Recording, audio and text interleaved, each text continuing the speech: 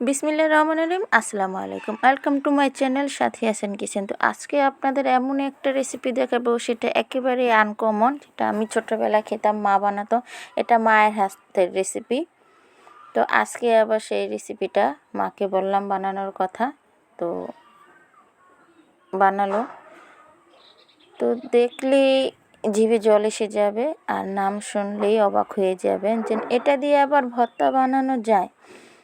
তো আমি আর আগে বলবো না এটা কি ভর্তা, তো জানতে হলে পুরো ভিডিওটা দেখতে হবে। দেখলে সত্যি অবাক হয়ে যাবেন যে এইভাবে ভর্তা বানানো যায় কি করে। তো এখানে শুকনো মরিচ নিয়েছি, পেঁয়াজ, লবণ দিয়ে খুব ভালো করে এটাকে ডলে নিলাম।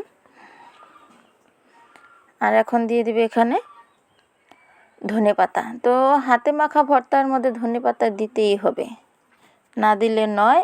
আর এই ধনেপাতাটা না দিলে এই ভর্তাটা একেবারে মজা লাগবে না। আর এই ভর্তাটা খাওয়াই যায় শীতের মধ্যে, শীত ছাড়া এই ভর্তাটা বানানো যায় না।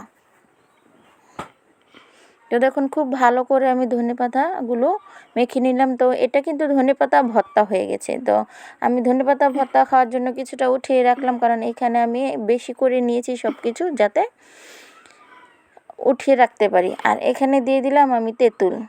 তো এই ভর্তার মাঝে এই তেঁতুলটা দিতেই হবে, এটা বাদ দেওয়া যাবে না, মনে রাখতে হবে কিন্তু। তো তেঁতুলগুলো দিয়েও আমি ভালোভাবে এই ধনেপাতা ভর্তার সাথে মিক্স করে নিলাম। আর এই নিয়ে নিলাম আসল জিনিসটা। এটা কি বলুন তো? এটা হলো মূলা, কাঁচা মূলা, একেবারে কচি মূলাগুলো যেগুলো, সেই মূলা। এই মূলাগুলো হাতে চিপে একটু পানি ফেলে দিলাম। তো এগুলো কেটে কুচি কুচি করে যত কুচি কুচি কাটতে পারেন। তো দেখুন এখন আমি একসাথে মুথে নিচ্ছি ভালো করে। আর এখানে দিয়ে দিলাম কিছুটা সরষের তেল। সরষের তেলটা অবশ্যই দিতে হবে।